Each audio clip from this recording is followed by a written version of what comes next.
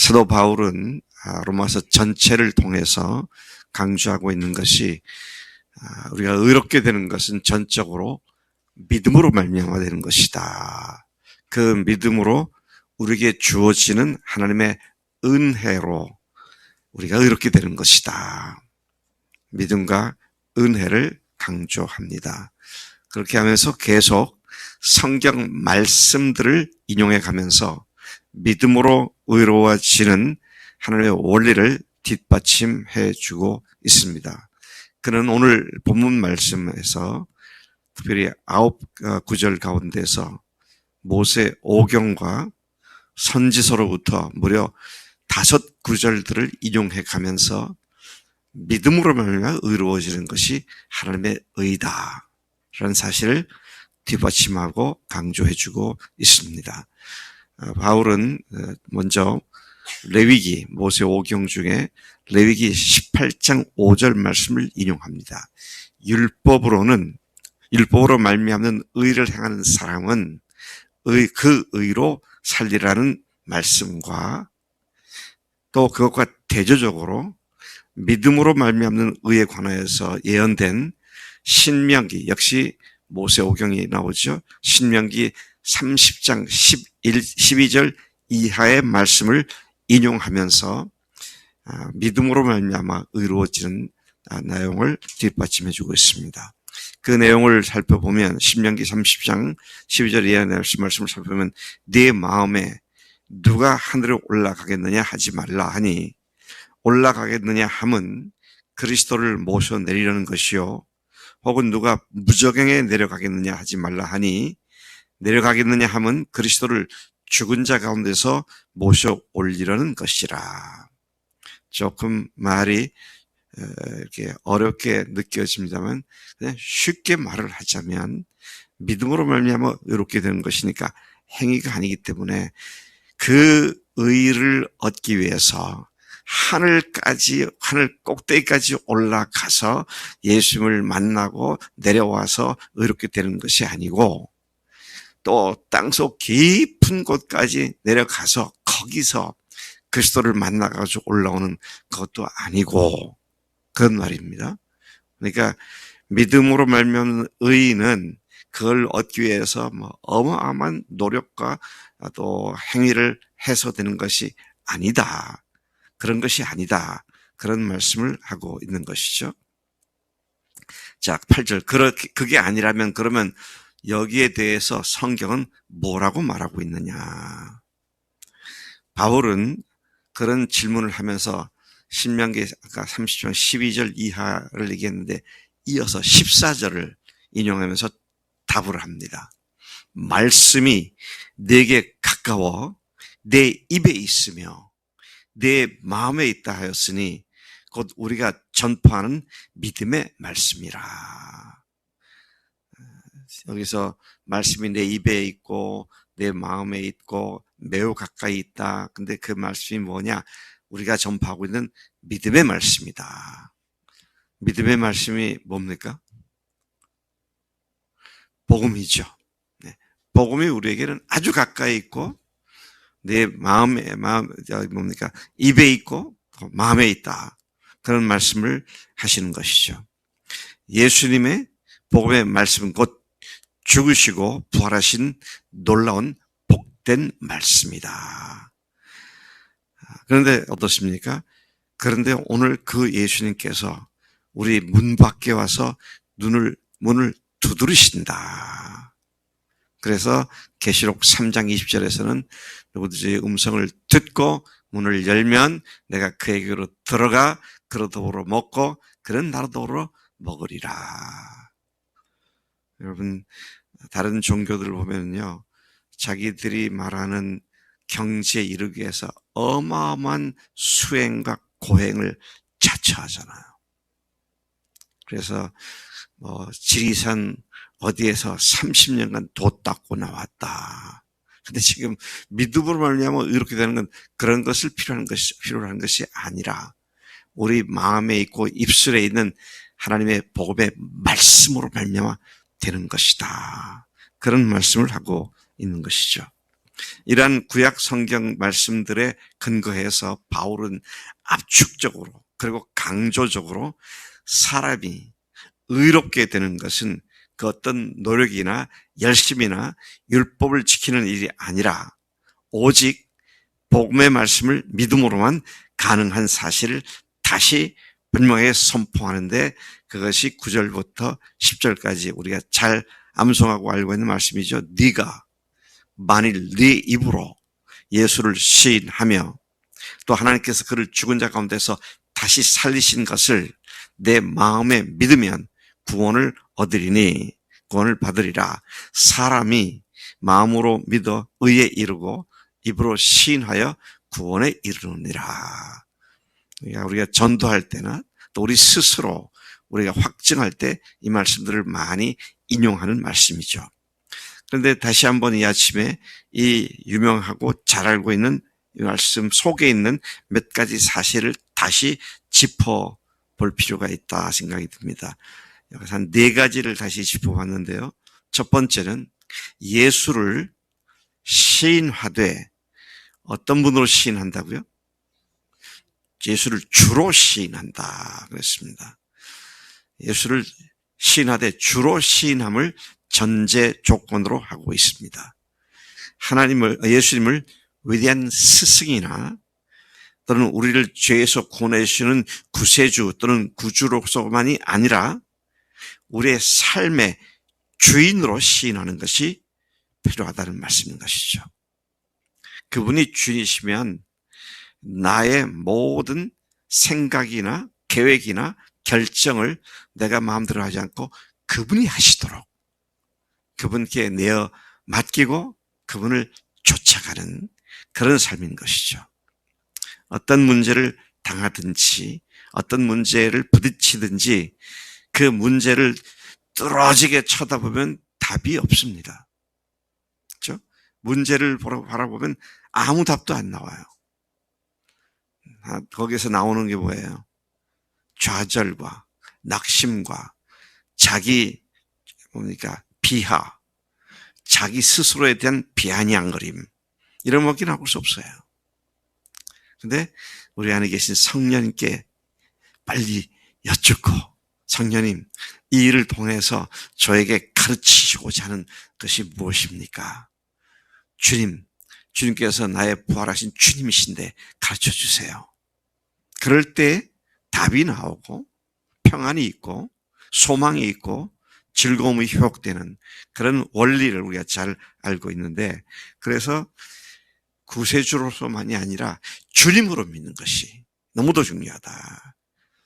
그래서 영어로는 saviorship, lordship, 그런데 제가 다시 말씀드리지만 성경 말씀 중에 예수님을 믿으면 구원받는다라고 약속한 말씀들이 수없이 많이 있지만, 그 약속의 말씀들 중에는 예수를 구세주로 믿으면, 예수를 구주로 믿으면 구원받는다라는 말씀은 한 구절도 없잖아요. 다 모두가 예수를 주로 시인하며. 그래서 바울에게 빌립보 간수장이 묻잖아요. 내가 어떻게 해야 구원을 받겠느냐? 그러니까 뭐라 그랬어요? 주 예수를 믿으라. 그러면 너와 내 집이 구원을 얻으리라. 그래서 여러분, 그리스도의 평생에 걸친 싸움은 이 싸움이죠. 이제 예수를 주인으로 모셨는데 내 속에 있는 죄성이 계속 예수님을 거부하고 내 생각대로 살게 하려고 공격하는데, 그때 예수님이 나의 주님이라는 사실에 굴복하면 우리가 능히 승리할 수 있는 것을 확인하게 됩니다만은, 또 두 번째 여기서 주목해 보는 것은 마음으로 인정하고 믿는 것으로는 충분치 않다. 마음으로 인정하고 믿는 것으로만은 충분치 않다. 그럼 뭐가 필요합니까?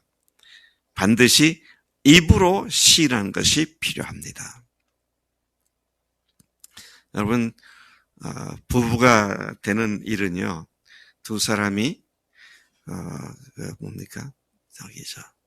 구청에 가갖고 동사무소에 가가지고 동사무소에 가가지고 결혼 신고하면 법적으로 부부가 되잖아요. 그러면 요즘 결혼 비용 많이 들지 않습니까? 그거 아끼고 그냥 그렇게 두 사람만 가서 신청하면 부부가 되는데 왜 굳이 결혼식을 합니까? 여자들이 평생 입어보고 싶은 웨딩드레스 입고 싶어서 그러나요? 왜 결혼식 해요? 우리는 부부라는 사실을 공개적으로 선포하는 거잖아요. 그렇지 않으면 도둑장갑 가는 것 같을 거예요. 오늘 같이 어떤 여자하고 나타나는 사람들이 저 사람 뭐야? 결혼할 사람이야? 여친이야? 결혼했나? 그렇게 되지 않겠어요? 그것저것도 모르는 사람은 남자가 저처럼 잘생겼을 경우에 좀 웃어주세요. 다른 여자들이 잠깐 갈 줄 알고 덤벼들면 어떡해요? 또 처녀가 어떤 남자하고 다니는데 사람들은 오해할 수 있고요. 근데 결혼식을 하면 저 사람들 결혼했지 다 알게 되죠. 자, 그렇게 해서 적절한 처신들을 할 수 있게 되는데 주님을 입으로 시인하는 것, 사람들 앞에 이분은 나의 주인 되셨습니다. 나는 이제 더 이상 내가 주인 아닙니다. 나를 예수님이 주인 되신 분으로 그렇게 알고 그렇게 대해 주세요. 이게 이제 믿음의 결단이고요. 선포가 되는 것이죠.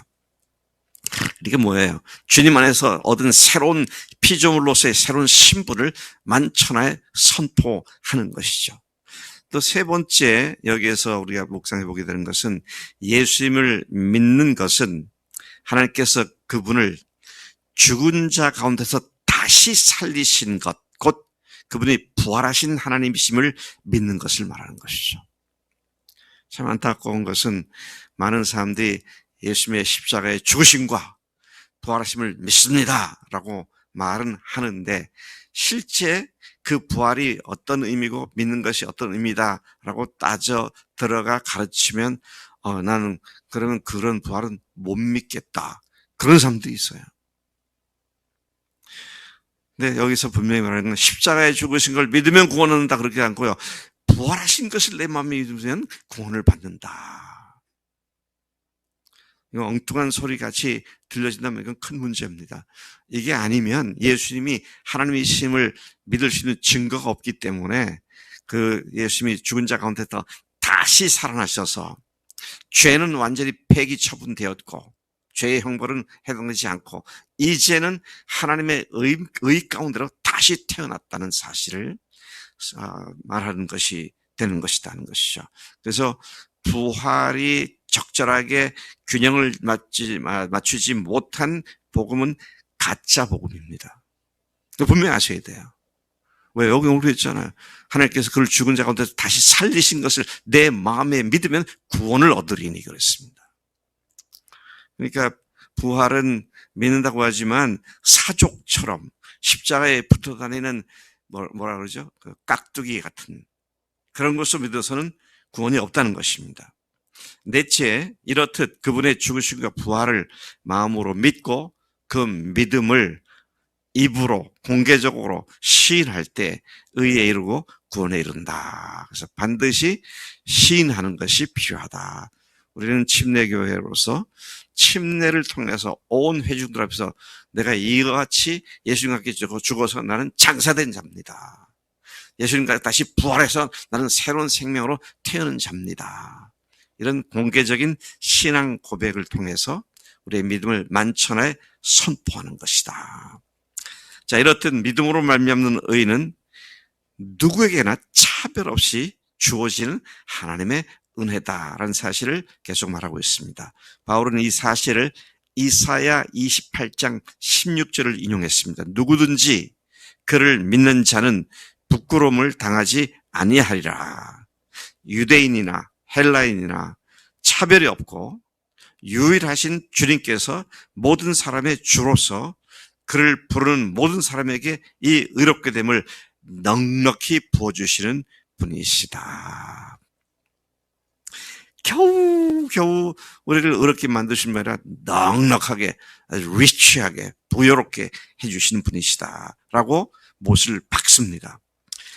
자, 그래서 다시 그는 요엘서 2장 32절을 인용해서 누구든지라고 했어요. 주의 이름을 부르는 자는 구원을 받으리라. 여기서도 재미있는 말씀입니다. 주의 이름을 부르는 자는 구원을 받으리라. 주의 이름이 예수와 예수 말입니까? 예수는 뭐예요? 저희 백성을 저희 죄에서 구원하시는 분, 메시아 그리스도이심을 말하고 있는 것이죠. 가족 중이나 친척들이나 또 친구들 중에서 누구든지 내일 모레 우리 교회 잔치에 와서 예수님을 주님으로 모시면 바로 그날 그가 의로운 자가 되게 되는 줄로 믿습니다. 이 사실을 우리가 기억하고 초청한 사람들 오늘 내일 또다시 참석할 것을 확인하고 또 필요하면 데려오기도 하고 그렇게 해서 하나님께서 이번 우리 교회 창립 기념일에 구원받아야 할 사람들을 우리가 잘 데려오는 일을 하늘 축복합니다. 하나님 아버지 감사합니다. 오늘 이 아침에 믿음으로 말미암는 의는 어마어마한 대가 지불이 아니고 단순한 믿음인데 하나님 그 일을 위해서 하늘까지 올라가고 땅속 깊음까지 내려갈 것이 아무것도 없고 이미 주님 우리 마음 밖에 와 계시고 이미 주님의 생명의 말씀이 각 사람들의 마음 앞에 또 그 바로 입에 그 말씀이 있음을 감사합니다. 하나님 이 말씀의 마음의 문을 활짝 열고 예수를 영접하는 많은 영혼들이 이번 주일날 생겨날 수 있도록 우리가 부지런히 지혜롭고 참으로 사랑하는 마음과 간절한 마음을 가지고 그들을 마지막 권고하고 또 권면하는 이틀이 될 수 있도록 역사해 주옵소서. 감사하고 예수님의 이름으로 기도로 싸움나이다. 아멘. 아멘.